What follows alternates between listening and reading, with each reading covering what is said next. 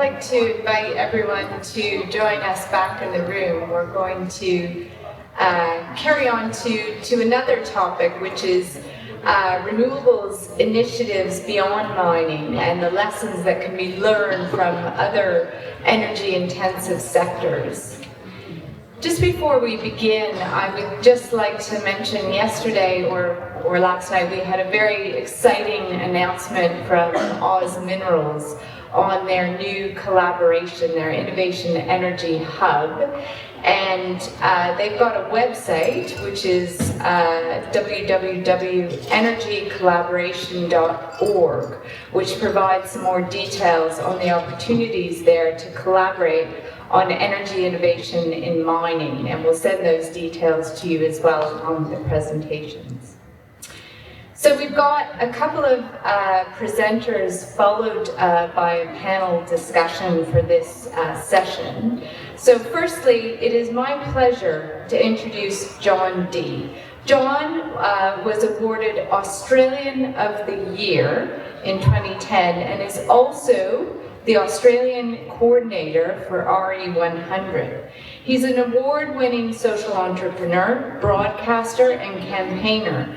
And in addition to starting the Planet Ark, Rock Aid Armenia, and Do Something Charities, John is the Australian coordinator of the RE100 Renewable Energy Initiative, which involves many of Australia's biggest companies.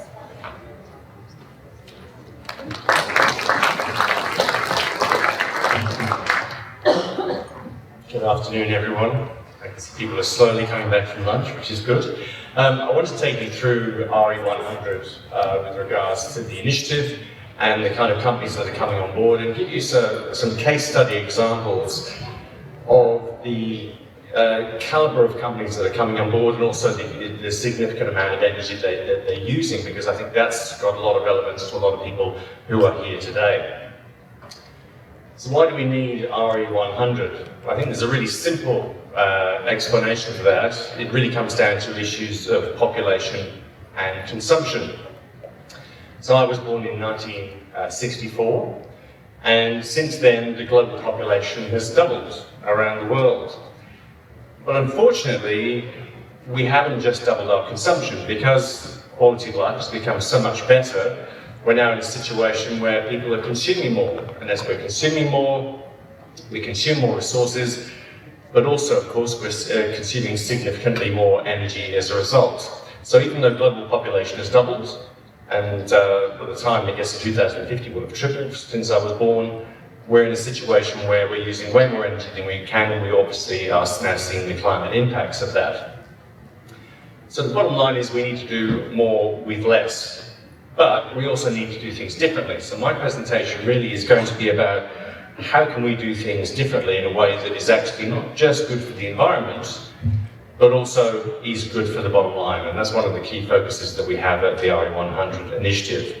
Because we do need to be ambitious. If we're serious about creating the kind of change we need to see, we need to be very ambitious, and we need to move fast. Now, you might be wondering why I've got these logos up. They've all got something in common. We've all obviously used Microsoft for Windows computers. We've all used an iPhone, or we've used the Apple Music Store. We've definitely all done a Google search. We've all eaten a Mars bar or some M&Ms, and if you're an adult and you've had kids, you've all trodden on some Lego. But the one thing that is similar with all of these organisations is all of these organisations have already got 100% renewable with their energy use. So one of the things that I think is very important to stress is that this idea that going renewable, going 100% renewable, is maybe like some dream that people have. As you'll find out through my presentation, there are far more companies that have already done it. And as I'll show you, they've actually saved money in the process. So what is RE100? So RE100 is an initiative that was started by the Climate Group in partnership with CDP. The founding partners, the companies who helped us to get it going, were IKEA and Swiss Re. And IKEA are very interesting in how they've approached energy.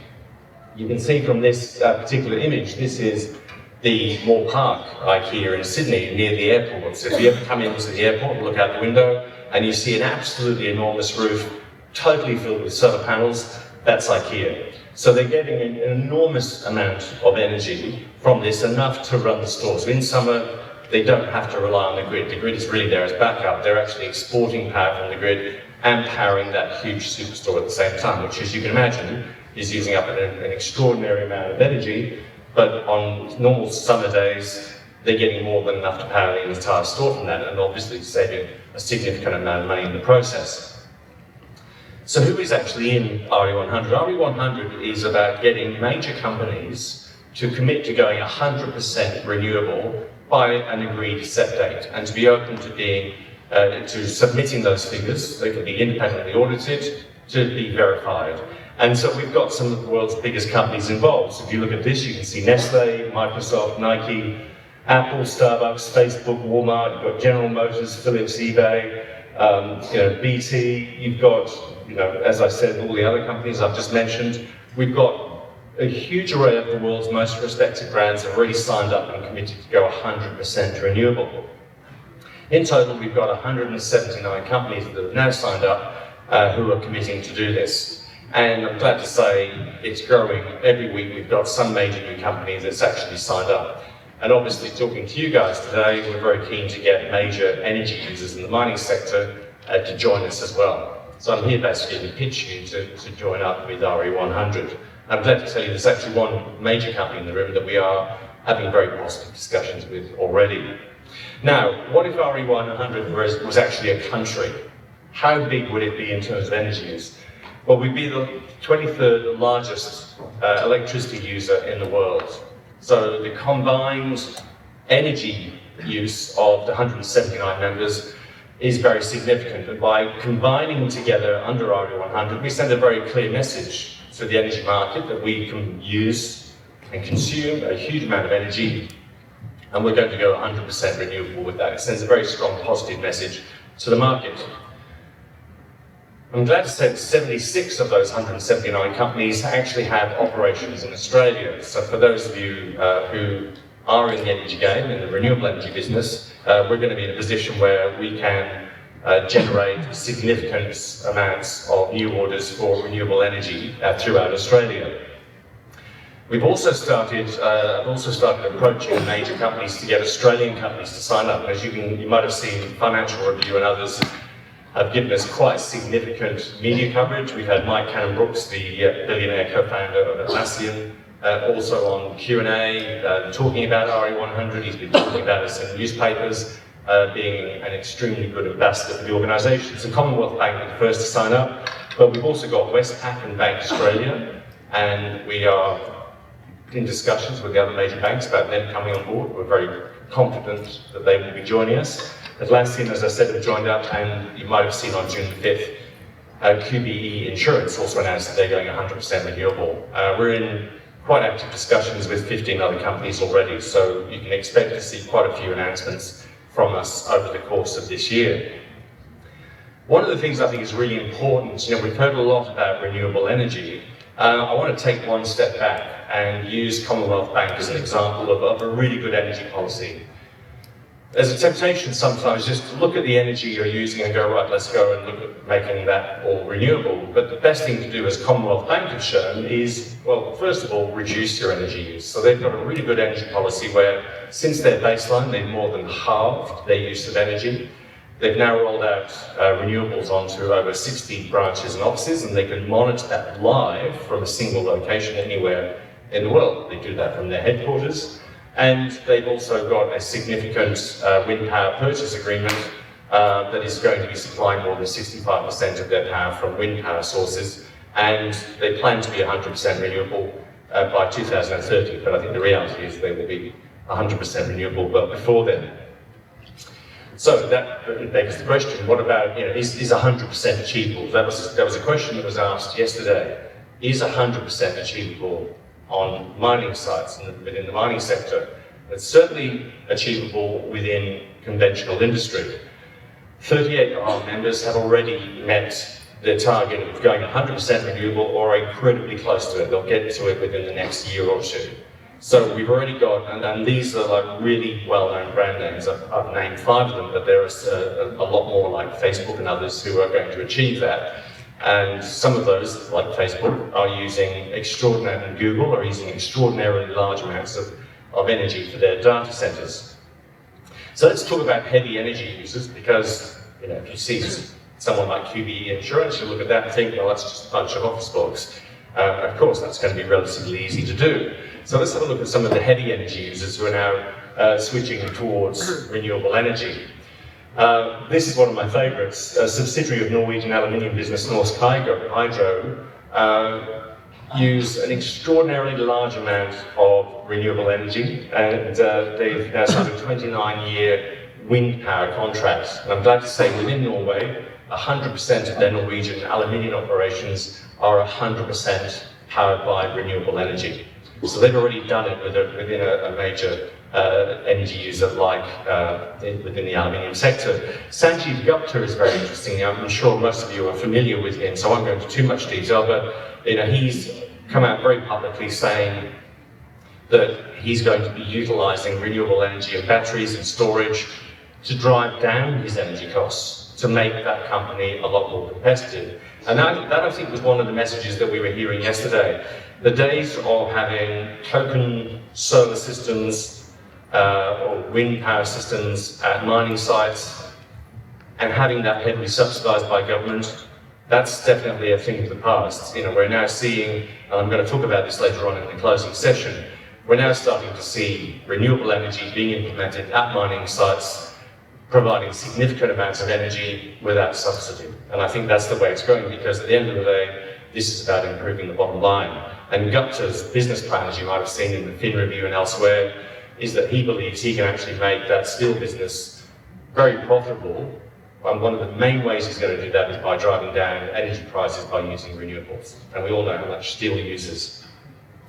South 32 Cannington is a really interesting example yesterday of a modular system that can be quickly put in place and can also be taken somewhere else, which I think has got great potential for mine sites. So again, that's just one company. We saw the Cooperpedy example yesterday, and many other examples that were shown to us yesterday, where renewables really are coming of age within the mining sector.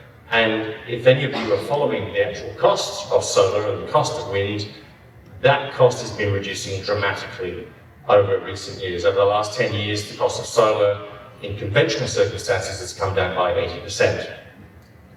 Now, data centers, I'm not sure if any of you have actually been following how much energy is used every time you do your Google search or an Amazon search or you're using the internet. It is using an enormous amount of energy around the world. And so people like Amazon and Apple are now going 100% renewable with their energy use and relying on that. So let's see how much money is being saved. Very few people will actually tell you how much money they're saving. Everyone's very coy. Every time someone signs up to RE100 or they're talking to me, I say, well, how much money are you going to save?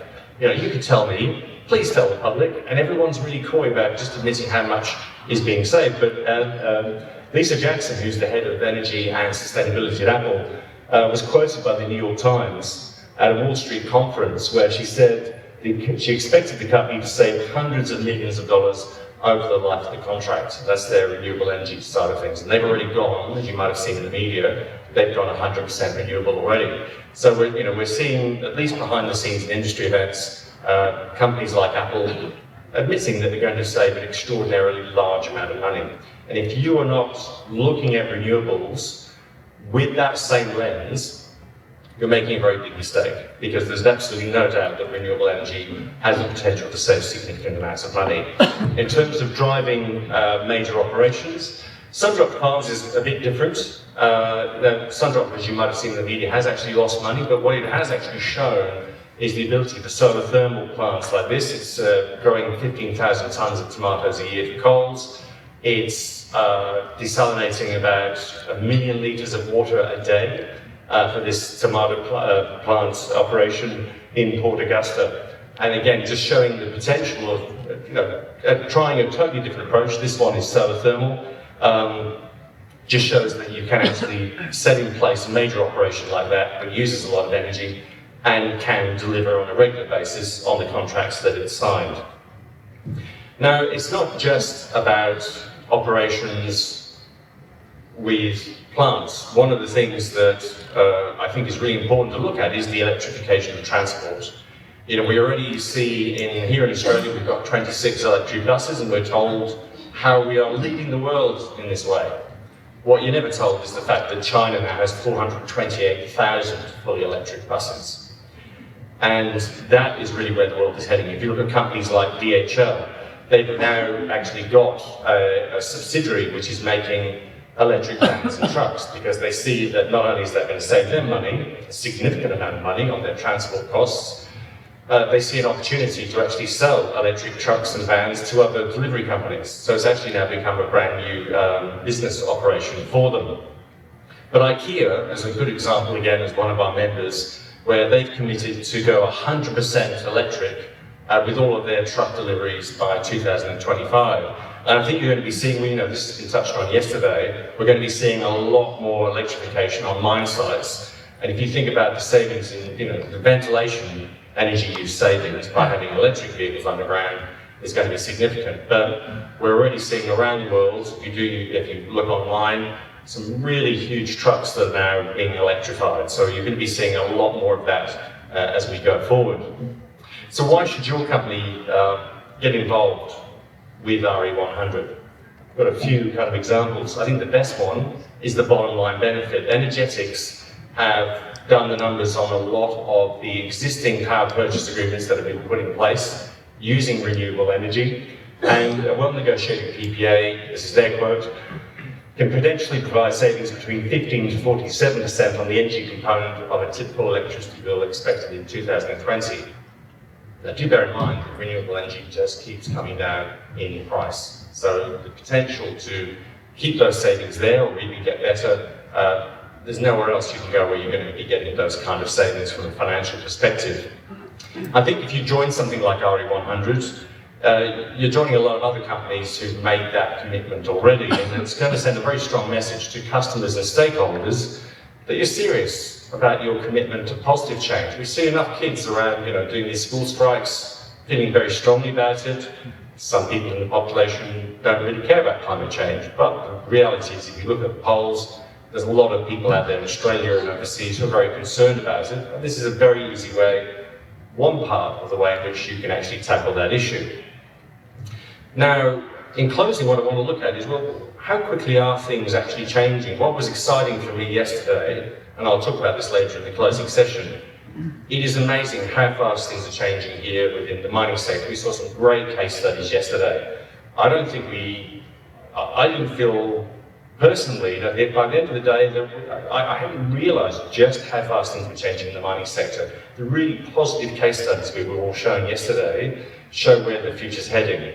But it's changing in a lot of other areas. So, since 2010, I've written 2 books that have shifted these 2 have shifted 130,000 copies in Australia, showing how business can use sustainability and energy to improve the bottom line. So, for the last 10 years, since I started writing those, I've been literally visiting hundreds of businesses funded by the government, federally and at state level, to look at how a business is operating. Are they operating as efficiently from a materials production point of view? Are they operating efficiently from an energy point of view? And there's a huge amount of change happening in that space. I also presented and wrote 115 episodes of Smart Money on Sky Business Channel, and did 700 stories showing how businesses were changing things from a sustainability and energy perspective in a way that was a guaranteed improvement to their bottom line. I never ran out of stories. There are so many new things happening out there that if you aren't looking at sustainability and energy innovation, you're missing out on improvements to your bottom line. And finally, a quick plug for my weekly segment on the ABC. Couldn't resist this. It's called The Good News with John Lee. Every Sunday night, 10:45. I'm spend about 15 minutes looking at the 5 to 7 sustainability stories that are about good news sustainability.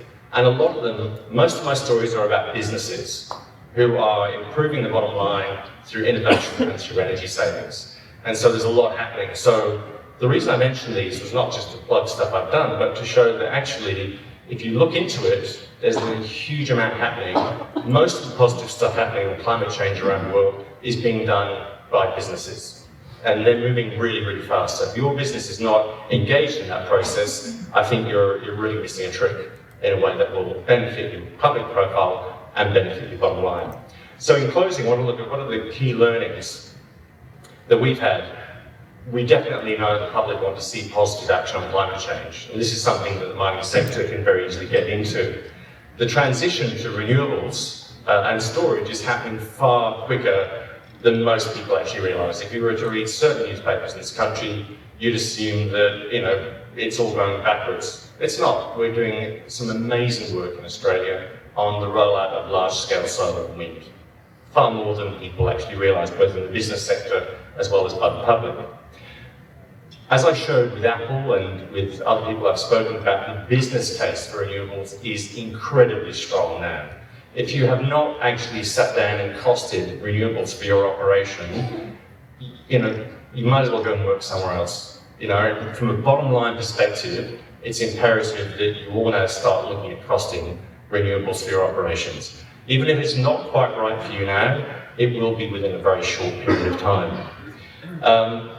I think that PPAs, as we've heard yesterday and we've heard today, undertaking power purchase agreements using renewable energy is an absolute no-brainer. You really have to look at that. And I think it's the best way, if you join RE100, it's a really good way to show the public, to show your customers, to show your stakeholders that you're serious about your commitment to tackling the issue of climate change.